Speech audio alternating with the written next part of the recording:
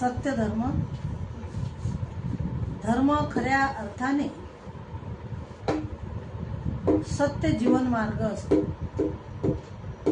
माणसाने एकदा शुभ कर्म, मंगल कर्म, कुशल कर्म केले की ते शुभ कर्म सतत करीत राहिले पाहिजे. शुभ कर्म इतके अविरत असावे की त्या योगे अंतःकरणातील सर्व इच्छाही मंगल कुशल कर्माकडे लागाव्या. कारण मंगल अशा कुशल अशा कर्माचा संचय करीत राहणे खूप सुखकारक आहे. मंगल कार्य मला साधणार नाही, कुशल कार्य मला जमणार नाही असे म्हणून चालणार नाही.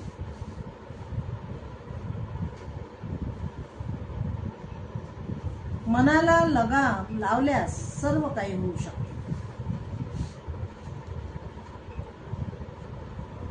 जसे थेंबा थेंबाने हंडा भरतो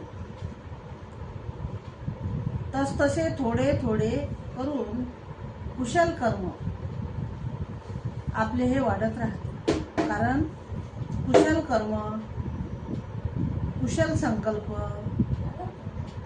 कुशल कार्य याची फळे परिपक्व झाल्यास त्याचे परिणाम हे शुभ मंगल असतात. ज्याने पश्चाताप होत नाही, ते केल्यावर त्याची खंत वाटत नाही, खेद वाटत नाही, त्याचे फळ आनंदाने आणि समाधानाने स्वीकारण्यात येते, ते कर्म चांगल्या रीतीने झाले असे समजावे. चंदन, धूप, कमळ, मधुमालती यांच्या सुगंधापेक्षाही शिलाचा, सदाचाराचा सुगंध हा अधिक असतो. तो चहूबाजूंनी दरवळतो, वाऱ्याच्या विरुद्ध दिशेलाही जातो. त्याकरिता दुर्विचाराचे दमन करून परिपूर्णतेकडे जाण्याची त्वरा करावी. नाहीतर शुभ कर्मा जो मागासलेला राहतो तो दुष्कृत्याकडे धाव घेतो आणि मग त्याचे मन पापात रममान होत असते. पाप म्हणजे अकुशल कर्म. जर माणूस कुशल कर्म आचरण करण्यास आळस करू लागला तर त्याचे मन अशुभामध्ये रममान होऊन त्याला दुःखाशिवाय काहीच मिळू शकणार नाही. हे शरीर माणसाचं क्षणभंगूर आहे, नश्वर आहे. सर्व चिरकाळ काहीच अमर नाही.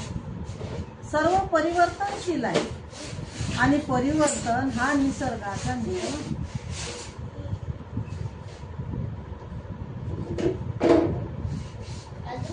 लोभ आणि तृष्णा माणसाला संपवून टाकतात, त्याच्या चारित्र्याला संपवून टाकतात, त्याच्या नीतिमत्तेला संपवून टाकतात, त्या माणसाला अस्वस्थ करतात.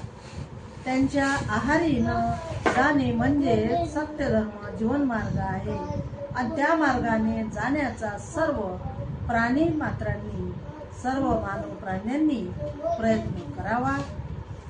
कारण जगत असताना आपण पंचशील, अष्टशील जे बौद्ध धम्माचे तत्व आहेत ते पाळले, त्याचं जर आचरण केलं तर मला वाटतं की मनुष्य हा दुःखी होऊ शकत नाही, त्याला यातना वेदना होऊ शकत नाही आणि तो आनंदाने जगू शकतो. त्यासाठी त्याला मध्यम मार्गावर आरोग्य अत्यंत आवश्यक आहे.